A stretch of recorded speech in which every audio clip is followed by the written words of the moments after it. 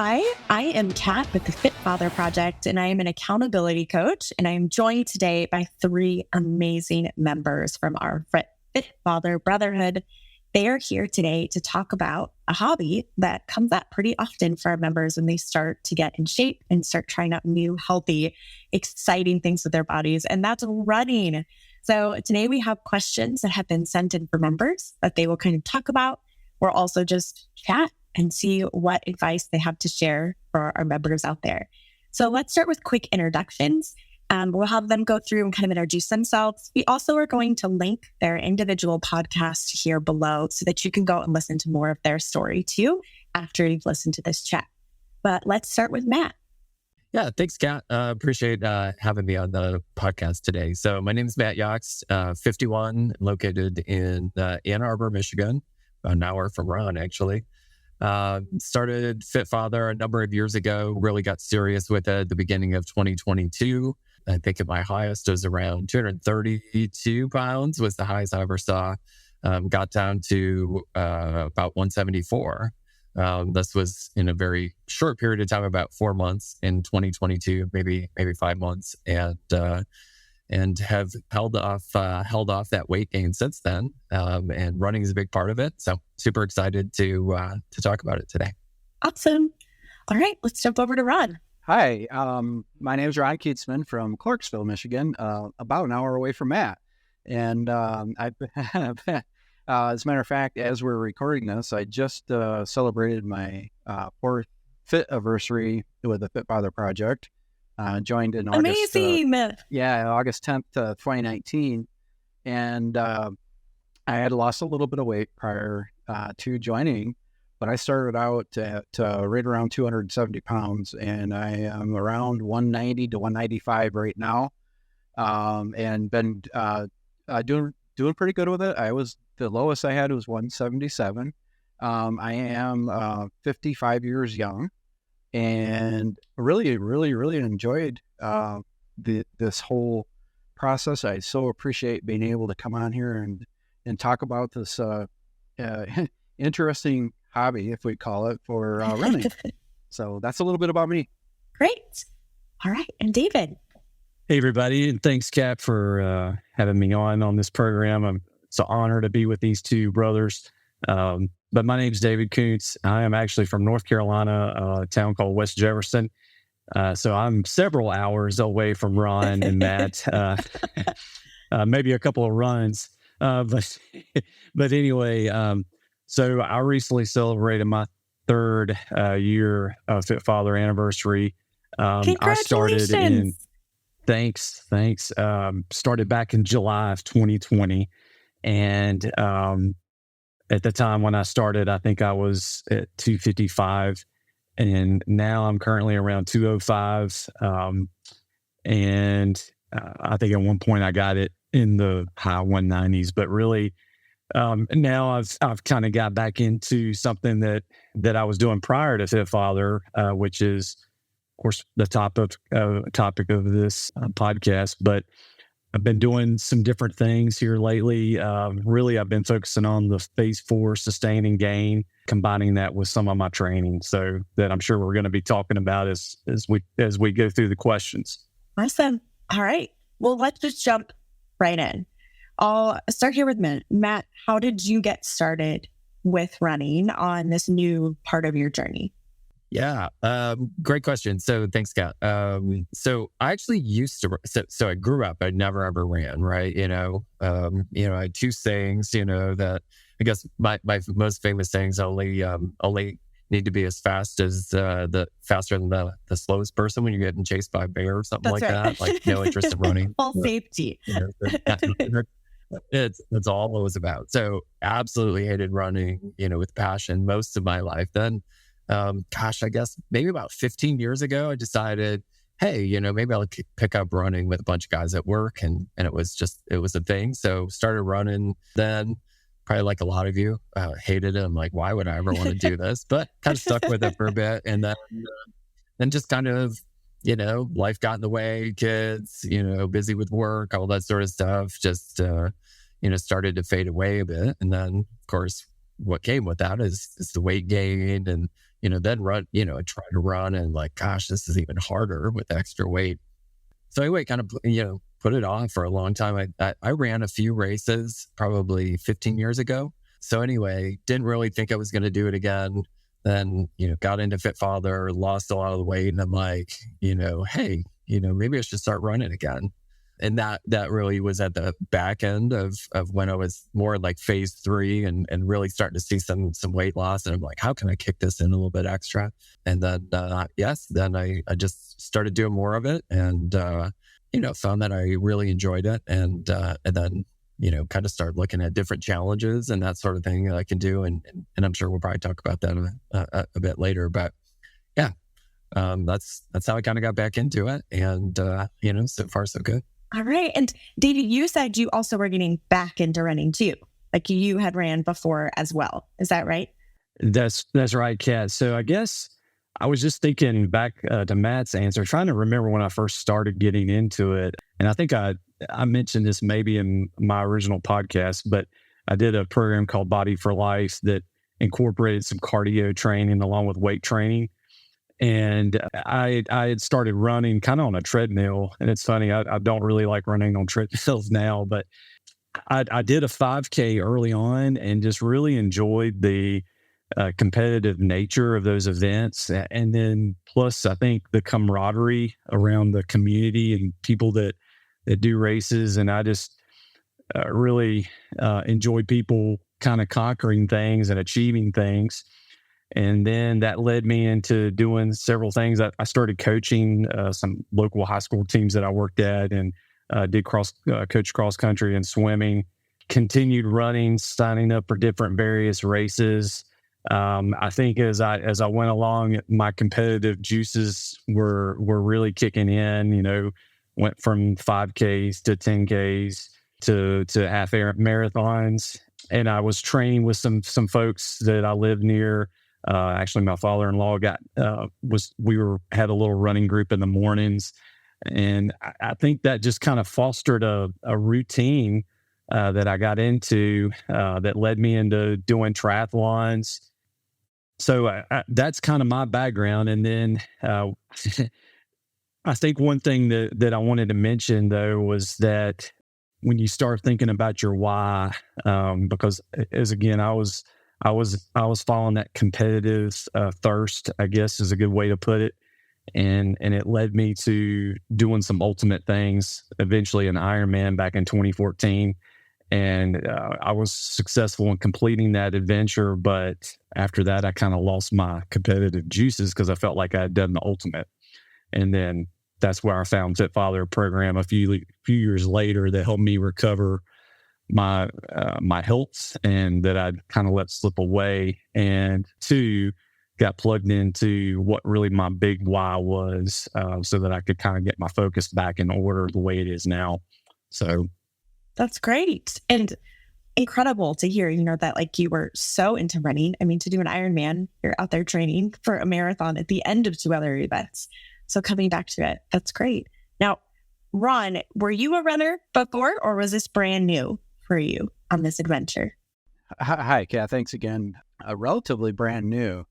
If I should look at history, if you will, I did a few 5Ks. My running in high school, for example, really amounted to football and, trying to survive Hell Week, if you want to call that, the hottest time of the year in August. And that's all we did was run, and I hated it. And that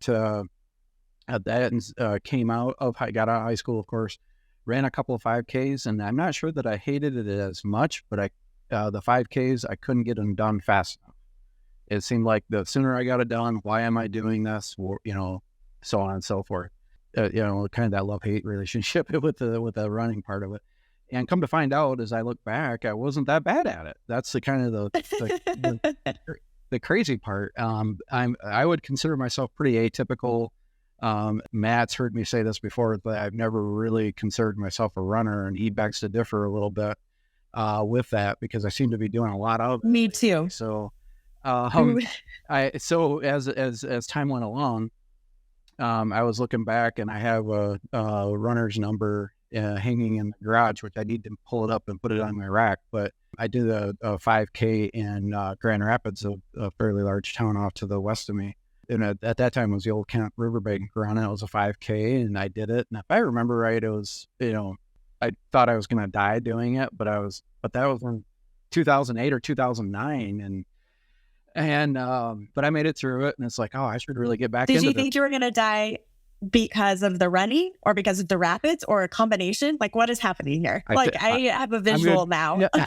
Like, what was happening, Rod? You gotta help us understand. I wasn't in the river, so it was not the rapids. So it was all the road, and I distinctly remember a fit young lady pushing a stroller or running beside me and passing me. So I pretty much hated it even more at this point. So I had to kind of chuckle at that as I look back and where I'm at right now. 2019, when I joined the Fit Father Project, I signed up for a 5K again, and this time I was pretty sure that it was just going to be a walk, because I needed to complete something, and walking has been a huge component of my health journey. As a matter of fact, I got plug in a number right here. I just hit 999 days of 10,000 steps. No, congratulations. A goal streak, if you will, or a daily goal streak. So I feel pretty proud about that, and it's just that continuous. Absolutely. Yeah. So, how did I get back into it? Well, I did that 5K and I walked it, and I walked by several people, and volunteers and whatnot. And I think David said it, and I think he talked about the camaraderie. And I'm going, this is kind of neat. And I'm going, I can't believe I'm doing this. I'm at that point I was fighting my type 2 diabetic, waging war on diabetes at that time.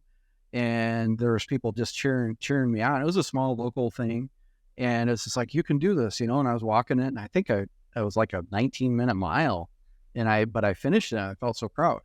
But at any rate, so that kind of translated into maybe that competitive juices that I heard that my brothers talk about a little bit is, oh, can I do that a little bit faster? And as I moved through the phases, phase 1 through 3, the HIIT routines, actually, I was doing those on the treadmill, and I'm going, wait a minute. It's much like you guys, I don't really care for the treadmill, but it is a necessity in the weather in Michigan, at least. Sure. For me anyway. And I live out in the country, so I don't have too many lighted sidewalks or anything like that. So I take advantage of the treadmill, and I'm going, this routine is starting to gel something here. And I was feeling pretty good about it. It's like, oh my gosh, I just did that. And I started narrowing the gap on the hits, and next thing you know, I'm running the whole dang thing. So, but that's a little bit of how I went out, started and went out of it. Life went sideways, and I found a lot of gratitude and solitude when I go running now. So, yeah, thank you. So there was a couple big things I heard there. So when Matt, you were talking about that, it kind of stinks a little bit. Like, it was kind of painful when you first went back to running. And I think that could be a big fear for so many of us. If you haven't been a runner, you absolutely are dreading that feeling that you get when you get back into running. And if you're someone who hasn't done it in a while, that also comes up. So how did you push through that? Like, how did you kind of mentally and physically beat that? Well, I mean, I feel like if you've been a member of Fit Father, like, you just think back to your first Apex 10, right? It wasn't like that was all pleasant, and you pushed through it, and you saw yourself how quickly you progressed, and you went up in weights and that sort of thing. So that's one way I look at it. I mean, peak 11, if you did phase 3 and you went through the peak 11 workout, if you can do that, you can certainly run a half marathon or more. It's kind of the way I look at it. But it's like anything else, right? It's like using the example of doing an Apex 10. You're not gonna do it in 25 minutes with 50-pound weights. For the first time you try it, it's the same thing here. Ron kind of talked about it. He's doing HIIT workouts where he run in, then rest a little bit, then run. Same sort of thing. I think don't go out and run 6 miles the very first time that you run, because maybe you'll do it that first time, kind of adrenaline. Well, I've seen plenty of people do that. And then the next 2 days, they're so sore, like they can't ever get back out there. So there's a lot of programs depending on where you're at. A real popular one is like Couch 5K. Yeah. Is a real popular one if you're at that kind of level, where you're just starting out. But run for a minute, walk for a minute, run for a minute, walk for a minute. Pretty soon you run for a minute and a half, walk for 30 seconds. And then, all of a sudden you're running 6 minutes and walking for 30 seconds. So, just kind of gradually work into it again, where it wasn't built in a day, and you're not gonna, become a runner overnight. But like anything else, you put enough time, you have your discipline, you form that discipline by going through, the Fit Father projects. It's just, again, another avenue to focus on. Yeah, absolutely. I mean, that's Ron, you were saying you go back out there and you're walking, or you're having like those 19-minute miles when you're starting, right? And you just kept at it, right? So what is realistic? What would you guys say? Maybe Ron, we can start with you. If someone's just getting started and they say, I'm going to go out there and start, what would day one? What do they start with? If they're not going to go like a Couch to 5K, let's say they're just like, I just want to go out and listen to this podcast right now. Right. And go outside. Right. So what would you suggest? What would be that first step? Start walking and start raising the heart rate. Pick up that pace a little bit as you go. If I could tag off of what Matt had said, maybe around that 30 seconds. But don't, at least in my opinion, I'm not a coach, but my thinking, my experience would be, don't put it into a full out sprint on that first run. We want to be successful. We want to do this again in another minute or another, and more importantly, tomorrow or the next day, stuff like that. But start out with a good pace to get the heart rate elevated a little bit, back off of it, and go back at it again. Whether you're you set a goal in your mind from here to the neighbor's mailbox out here in the country, or down to the neighbor's driveway or something like that. Get that goal to go that far. And once you get to that point, back off, congratulate yourself a little bit. Say, hey, you know what? Let me walk for another minute or so. Catch my breath again, because at this point, I've done this a couple of times. I breathe a little harder, and hey, that feels pretty good. And maybe at that point, just stop for the day, and then come back at it again the next day, and repeat that process. And very much like Matt said, before you know it, you're going to be doing the whole minute, and your rest times are going to go down. But patience is a virtue. We didn't get here on a winning streak generally. We're trying to get our health and life back. We may have joint issues to overcome and stuff like that we may have to. I still work with metatarsal arthritis in my toes, and that took a little bit of some research and having an orthopedic surgeon look at them. And I didn't do surgery or anything. I went the natural route. I got a different set of shoes, but much to answer your question directly, don't overdo it. Just go out, do a little bit, back off, go out and do a little bit more. That's great. And you said you aren't a coach, but we're lucky because David, you are a coach. Like, we have you here. I know you're with kiddos, so it's a little different, but what advice would you give then for guys who are wanting to get started? I think I was thinking back, I think doing a self-assessment of where you are at currently, what your abilities are. And then after you assess that, just coming up with a plan of what your goal is, if it's running a 5K or what have you, just having that plan to go by is really, really important. And one thing I always did is I would assess athletes' abilities where they were at and try to customize plans for them. I think one mistake I made when I first started running way back, I just had a regular pair of running shoes and started going out and running. Hey, things are going great. Then started realizing my IT band was bothering me, and discovered that I didn't know they had stability shoes or shoes for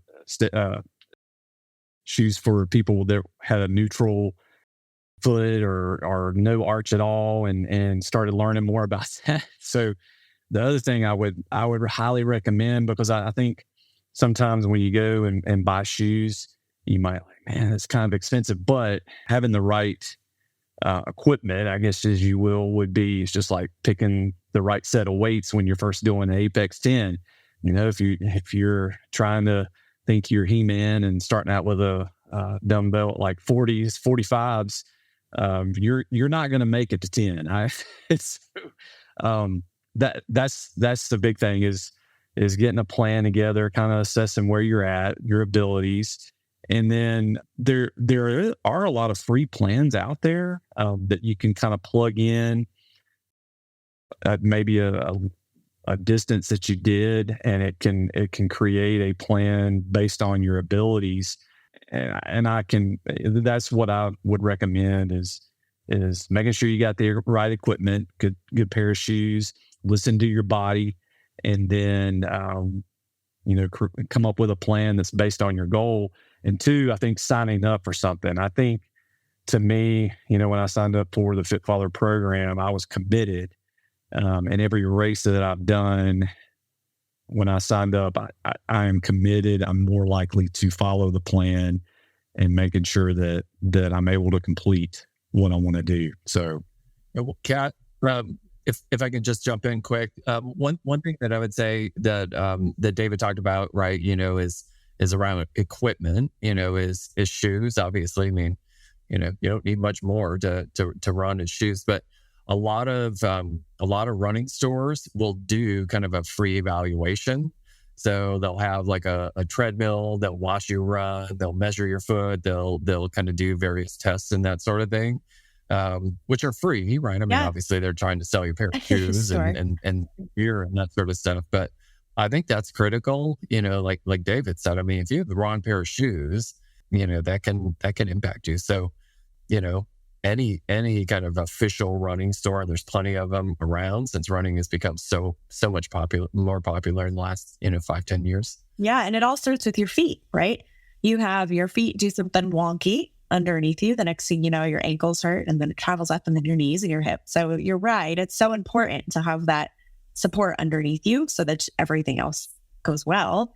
For sure. And so Ron talked about it a little, that you added in your HIIT workouts for starting to be on the treadmill. And so that's how you were kind of mixing it into your program to bring your running in. Anyone, for all three of you, like Matt and David, since we know that's how Ron did it, how did you guys start to mix running in with your Fit Father workout plan? I'm going to be honest. I think what I found when I started getting back into it, because I had not been running as much or racing.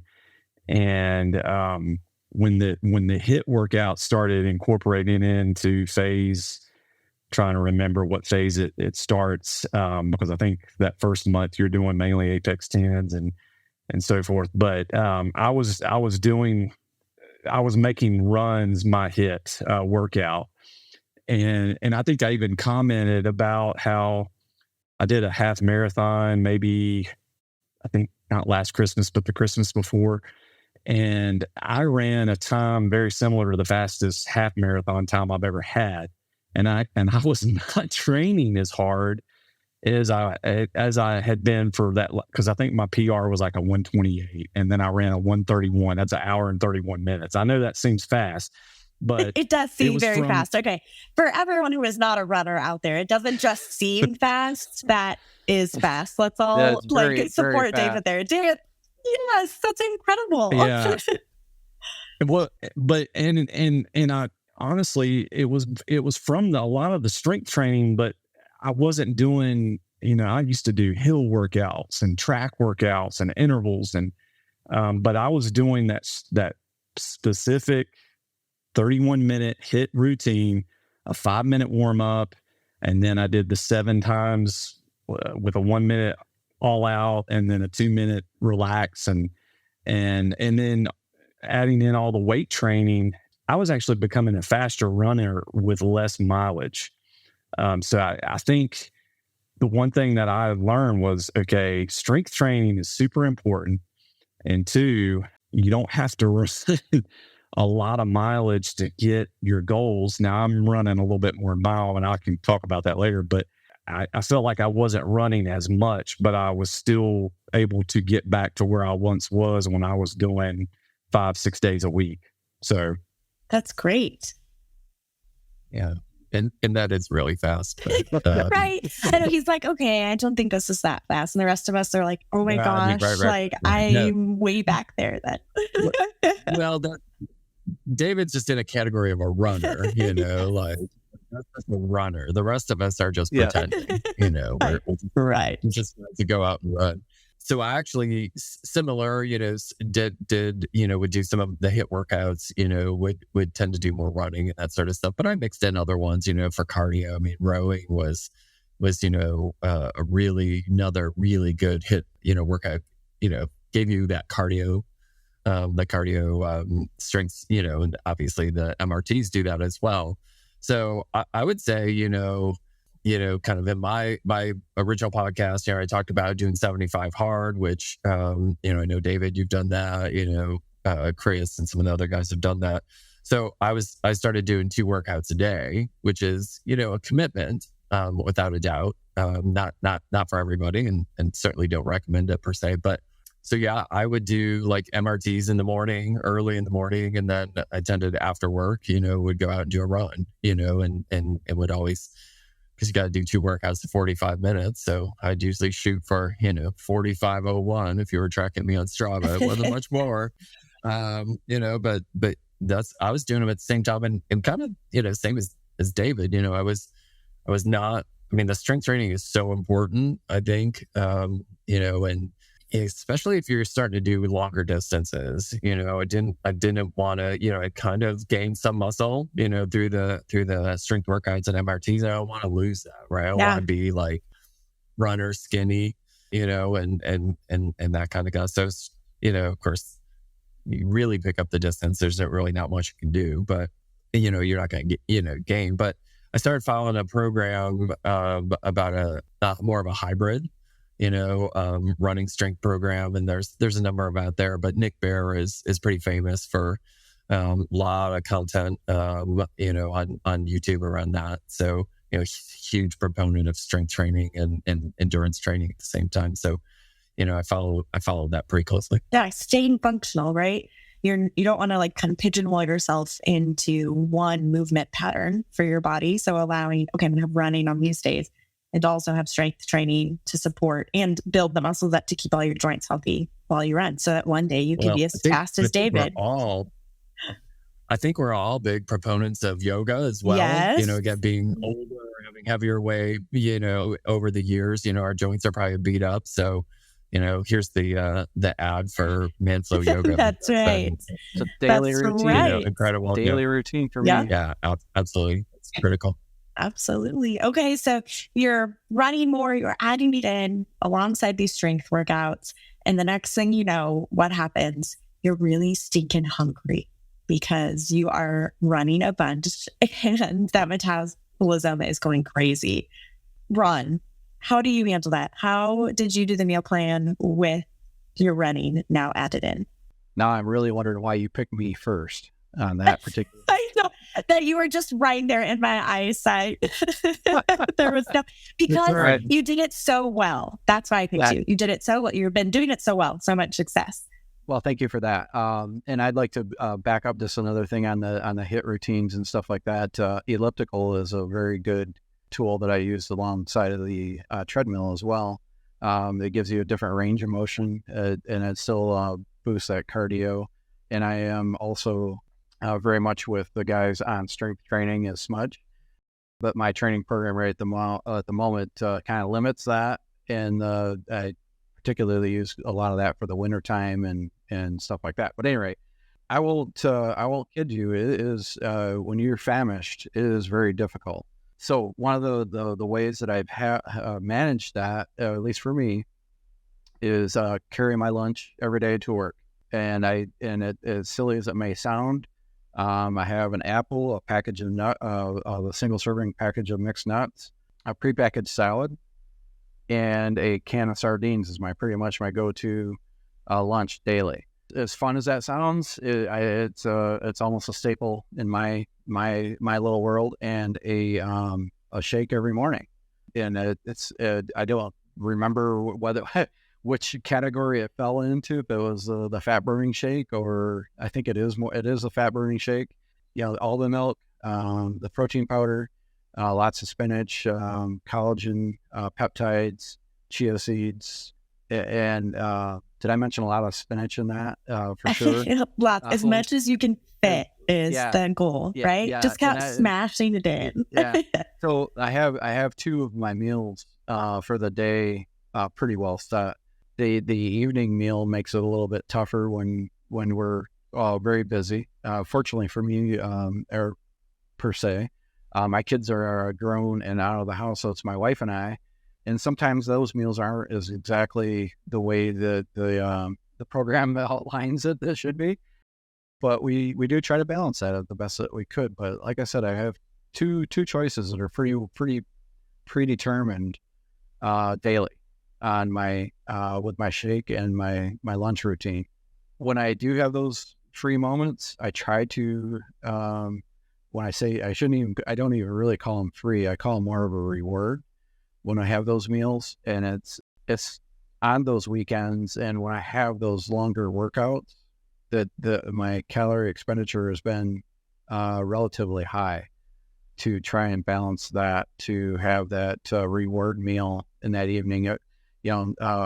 Whether it's a pizza, but the quantity that I'm eating now compared to the previous rod is significantly different. It's pretty easy now to say, a couple of slices is more than what I need. So anyway, I hope that answers that question a little bit. Yeah, it does. I think it's also different where we're in your running journey, right? Because when you're first starting and you're using it as like your hit, and maybe your goal is a 5K, you want to make it clear, like you're probably not going to be adding in a bunch more food to your plan. But now when you start to say, okay, I'm going to go farther, I'm training for that 10K, I'm training for that half marathon, right? You really start pushing. You do need to add more in, so you're not in as much of a calorie deficit. Matt, what did you do? How did you kind of play once you made it into that like bigger training? How did you handle that, and what did you use?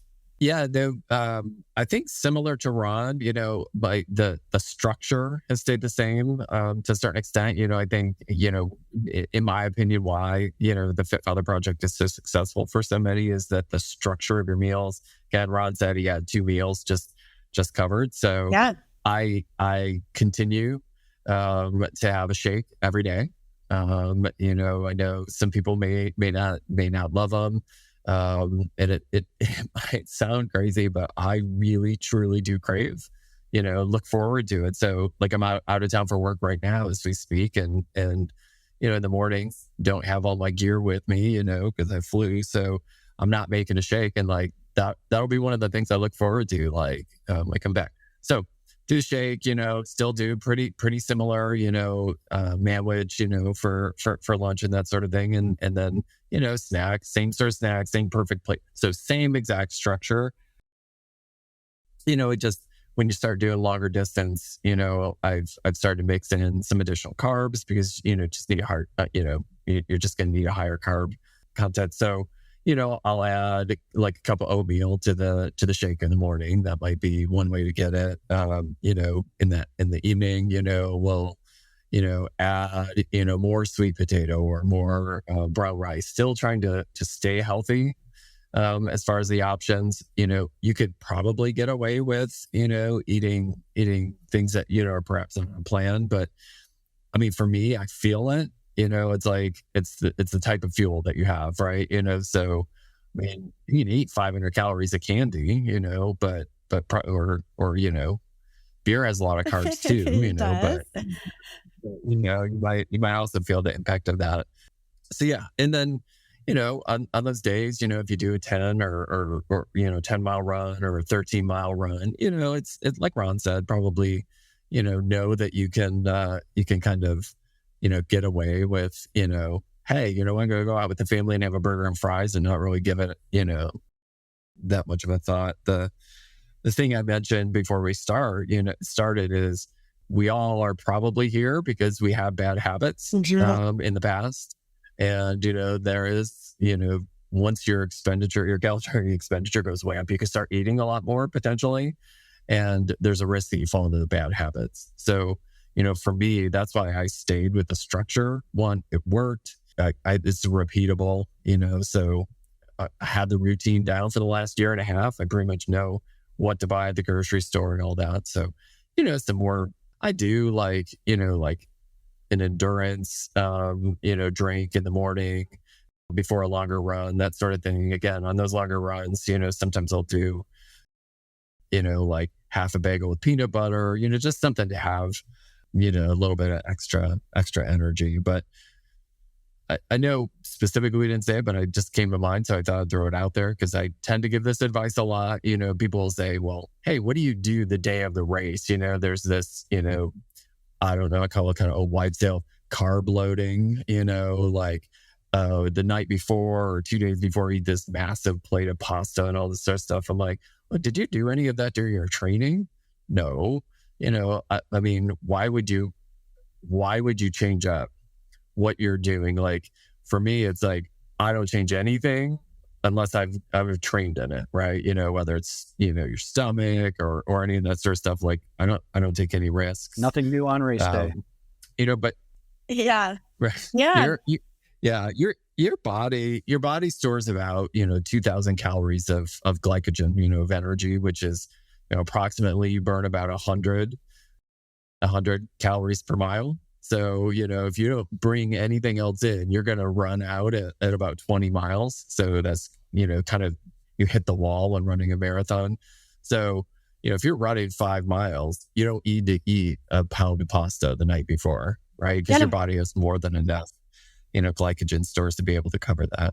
So, by the way, that's a fact, what Matt just said. So fact checked. We'll put that in right now. There's little check mark. Sure, was right. So thanks, David. I appreciate it. Came in to confirm. It's approved by David. That's right. I mean, that's so important, right? You've been eating healthy and using these calories now as nutrients. And so then being able to say, okay, I maybe need more of that energy. So I need more of that nutrients, but that doesn't mean it needs to be something different. It can just be, like you said, hey, I'm going to up my serving of my healthy carb that I'm eating. I'm going to have a higher protein serving, because now I need to come back and make my muscles feel better for my next workout. You aren't changing everything up and going off the rails into those bad habits. Just like you said, you're just continuing with those good habits. And I think that's important to drive home, that you can still keep eating all of these great foods, and you should.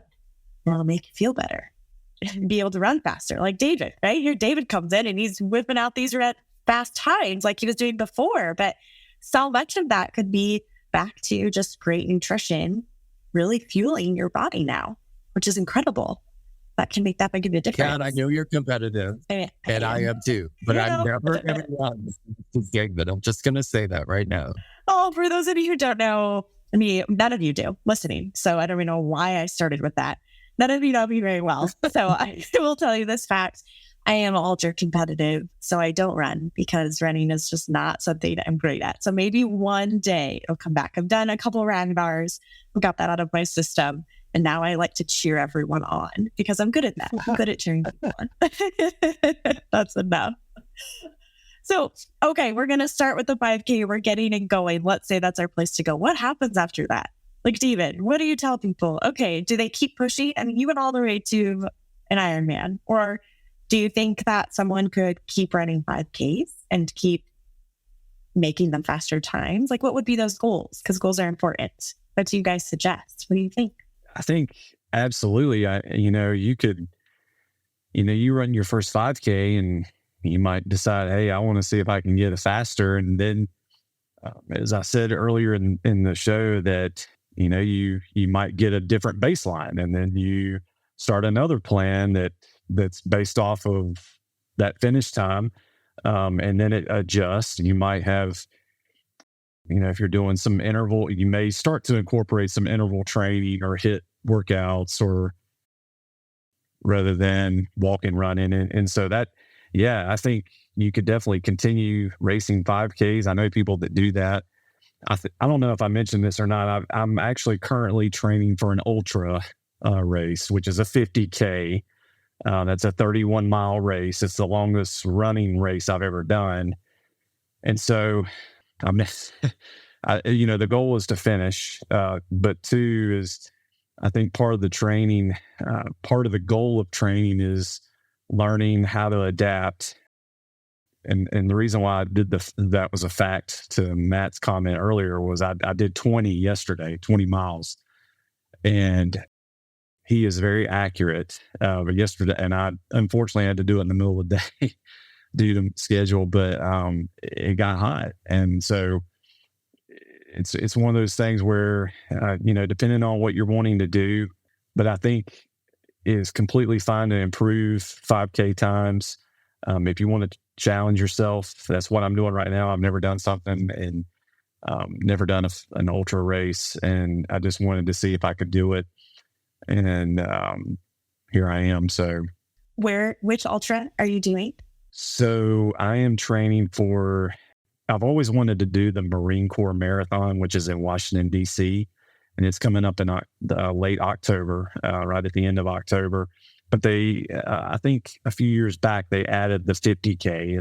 It's my understanding it's the largest urban ultra race, one of the largest in the nation. Most ultras are ran on trails, and they do like loops, but this one is a whole course, and they just added a little jag, a little 5-mile jag off the marathon course so that us crazy folks can get that extra 5 miles. So that's great. And Matt's running the marathon with me that day. This is incredible. I love this. So hopefully this episode comes out before the end of October. So we have plenty of fit fathers in the area out there for support. We've already talked a number of them into it. Ben Shepherd, that's you because you live right around the corner. So no excuse. This is the definition of peer pressure, like calling people out on a podcast. Oh my gosh. Okay, well, hopefully we'll cut that. Ben Sterling. I have Ben Shepherd, who is a friend of mine for a long time. Sorry, Ben. You could have gone with it. We have lots of members. Nobody would have questioned it. We'll put that in the blooper out. Ben Sterling is our head trainer, and he does live near the area. And I don't think running is his favorite, but the members are his favorite. So you may be able to convince him. And that's a good point. I think from all of our team, we want to go out there and cheer you guys on. And we want to be there doing races. So if you're like, hey, there's this 5K I'm interested in, tell us. Let us know. Yeah. Like, let's get a group of people. Let's get, we have David, we have Ron, we have all these great runners who will travel and come and support you and run with you and make that community feel that Ron was talking about. Yeah. Running has a community, and you're part of the Fit Father community too. That's ready to lift you up in both worlds, which is great. Yeah. And the Fit Father community and Fit Mothers get together for a big race called Ragnar. And Ron is here, who can tell us all about it. So Ron, you started running, and then you went and did this crazy race. I did. So tell everyone what you went and did. Yeah. So it was going back to your previous question about the 5Ks and continuing to do those. I was in that rut. And I say a rut. It was interestingly enough, I had in my mind I was going to do a 5K every month, and I did that for about a year. I did a lot of local 5Ks. Your various Jingle Bell Run. So I did a December. Actually, I'm finding out that running in the cooler weather, like David found out yesterday, in the middle of the day in the heat is no fun. And so I did that for a while, and I had been watching since I've been in the Fit Father Project long enough to see you. Kat had went to DeSoul for the Ragnar there, and I'm going, I am going to do that someday. Well, then COVID hit, and it's like, oh no. So as soon as I think Craig Taylor, our infamous Craig Taylor, put a message out for Reach the Beach, I'm going, I'm over here. How do I get on the team?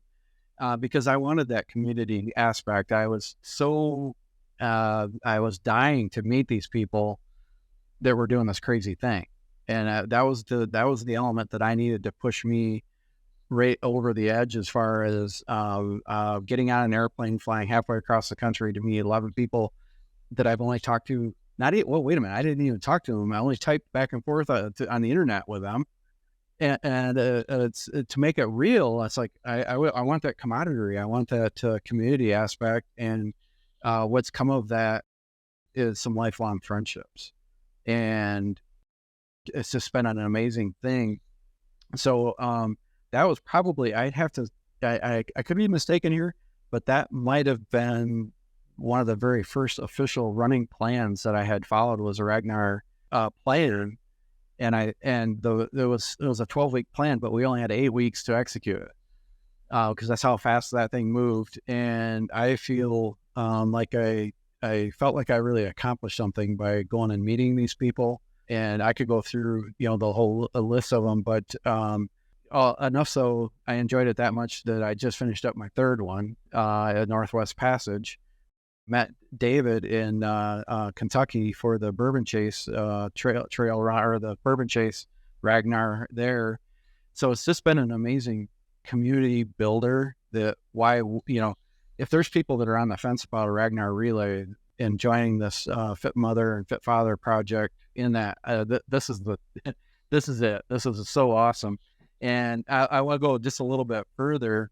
The two guys that I'm on the podcast with, David in particular, tried to corral me into that Marine Corps marathon. The peer pressure continues. Well, it does. More room in the car run you can ride with.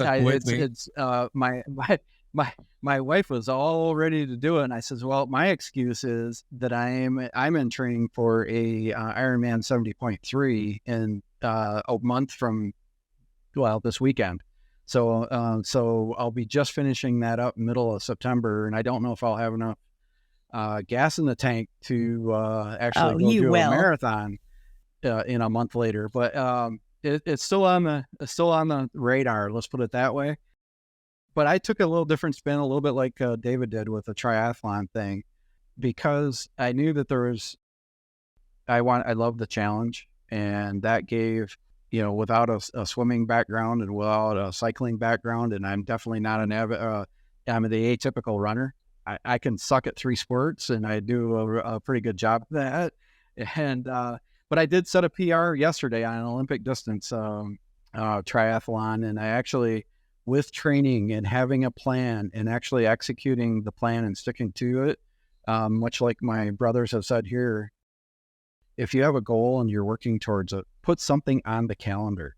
Put that out there and work towards it, and mark off even if it's a printed paper calendar, and X off the days that you've committed to executing and reaching that goal. So my PR yesterday, because of that mentality, I was able to knock 40 minutes off of that Olympic distance triathlon that I did a year ago, which was my first. So I was learning a lot. So it wasn't all training, but it was all training to knock that 40 minutes off of that. And then humorously, the last half mile of my bike ride, I rode in on a flat tire. So it was kind of cool. But the whole concept of my discussion here was put something on the calendar, whether it's the Ragnar relay, a 5K that you're just getting started. You want to do that, and it's 6 weeks away. Well, 6 weeks away is ample time to go from couch to 5K, or even 8 weeks, something like that. Again, it's all up here, and you want to be able to do it. Again, it's something to strive for. So especially if you have money into it, $25 to $50 for a 5K, it makes a guy a little bit more, or a gal for that matter, a little bit more committed towards that. And then you get into some of these higher level races, your commitment level goes up pretty quickly. It does. I mean, everybody said that. Just pick a race.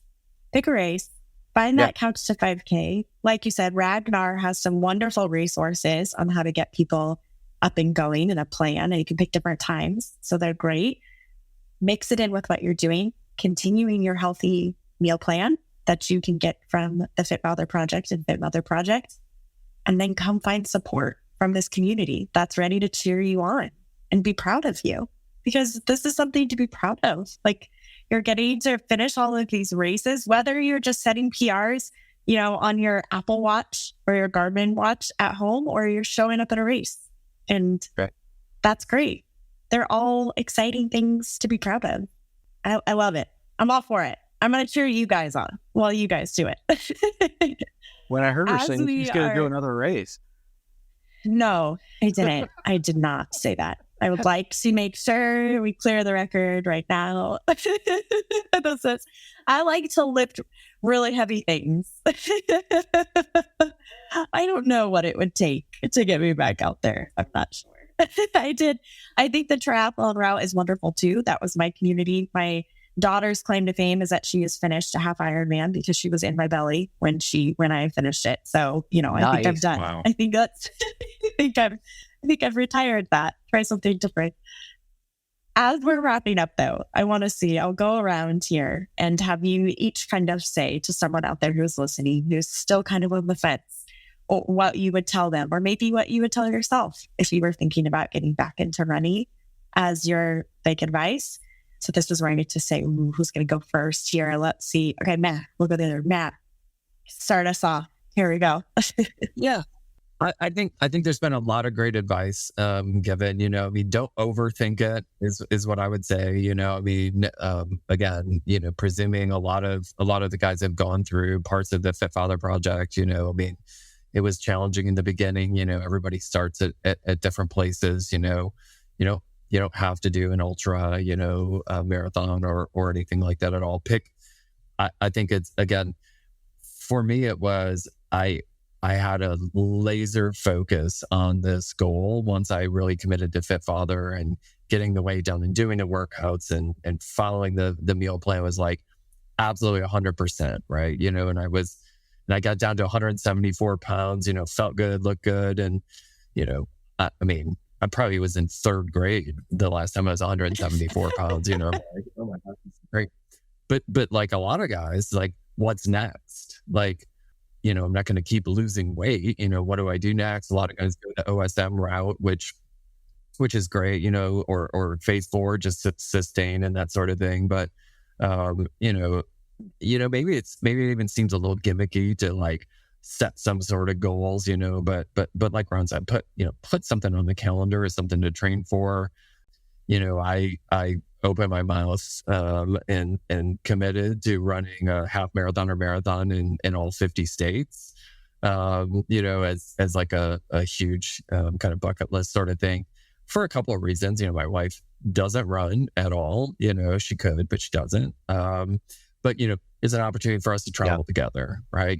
Go check out another town or another state or whatever it might be. So yeah, that's what I'm doing. I'm like, but don't overthink it. Things will hurt. Did things hurt when you started at Apex and doing those workouts? Yes. I've heard so many guys, I can't run because of my knees. Well, you know what?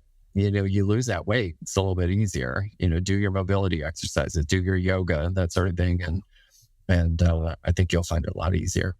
So love it. That's my take. I will go and cheer you on and hang out with your wife then. I can get to do the traveling. Right. That sounds like a great plan. I love her plan. She sounds brilliant. Yeah. Well, you can stand next to her and heckle me just like she does. Perfect. All right, David, what would you like to send us off with? I think Matt hit it on the head. If you follow the FF30X plans, and I've actually done phases 1 through 3 twice. I did it initially to lose the 50 pounds or so that I lost in my initial thing. I've done OSM, a couple of the phases of that as well. But I think, and now, like I said, I'm doing kind of a hybrid version of phase 4. But I think keeping that progress and the things that you have gained, if you follow those plans to the T, the nutrition, the workouts, and so forth, this is just another thing that you can use as a tool again, you got to focus on that why. You got to know why you're doing this. And for me, it's so I can be the best version of myself for everybody around me, my family, my coworkers, and so forth. But this running or triathlons, and by the way, Ron's inspired me to get back into I want to run, do a 70.3 race with him at some point down the road. But I love it. But yeah, Ron's been an inspiration to me. But having said all that, I think this is just a tool that you can use after your success in the FF30X program, to continue that progress and maintain. And you can come up with hybrid plans that incorporate the strength training and the yoga, but the nutrition as well. Because I think right now, to be honest with you, I'm using like a combination of OSM and FF30X nutrition. There's a day where I still fast 24 hours. I'm still doing case and shakes at night, especially on the days that I run a lot and lift weights, just to help support that muscle growth and protein intake. So I think you're still incorporating a lot of the FF30X principles that you learned, but you're just doing something different. And like Ron said, putting something on the calendar to have that goal, it holds you accountable. And I think the last thing I want to say is you got to, when you get in with that group, if you have a local group of folks near you that are into running, or maybe you look up some groups, or even if you reach out to some of the brotherhood or sisterhood and get plugged in that way, I think that's the critical tool. I know that has been key to my success here probably the last year and a half, Matt. I don't know how long our accountability group's been going, but I don't know where I would be without that group, without my Ragnar family, because they have been my ultimate. They're an encouragement to you every day, and I don't want to let them down. They don't want to let me down, and that's my advice. So, I love it. And Ron, thanks. Coming in, I have to agree with the guys 100% on the plans and the Fit Father Project program, particularly. And I too have been through the phases 1, 2, and 3 a couple of times now, and sometimes it is a little bit when the food plan gets off track a little bit and you gain a little bit, we want to cut back a little bit, stuff like that. But the underlying reason that I do it is core strength of the MRT workouts, the kettlebell swings, the dumbbell swings have helped out so much. And then now coupling that with Manflow yoga has helped out my hips, and I can run quite a bit longer than I ever used to be able to, due to some of the mobility and flexibility that I've gotten from the combination of all of those.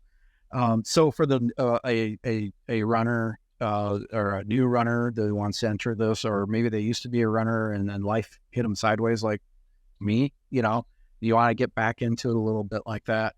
One of the things that I really had to challenge myself was to check my ego at the door.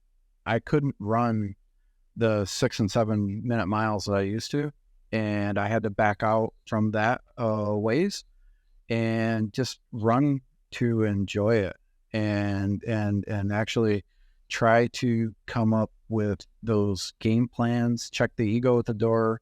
I won't run as fast as David, but what I can do is what I can do. I'm only in competition with myself, and I can but with a combination of everything that I have done and stuff like that, I feel pretty darn good about some of the PRs that I've been able to do and some of the things that I've been able to pull off. So you put something on the calendar, start working towards it, take your time, and incorporate the principles that you've learned in the Fit Father Project up to this point, and mix them up. Have fun with it. It's that what do I do next situation that I think so critical to keep something in front of us to keep us moving forward. absolutely. Well, thanks guys for joining today and sharing about your passion of running. I'm excited to see members start to join in and go take all the peer pressure and turn it into positive PRs at races with you all. I really mean it to our members listening. If there are races that you want to participate in, tell us. Our team wants to be there. Everyone in the Brotherhood wants to meet up with you and run with you, and let's go celebrate and be active together. We will catch you all on the Brotherhood. If you have any questions, you can email it into support@fitfatherproject.com, and we'll see you on the next podcast.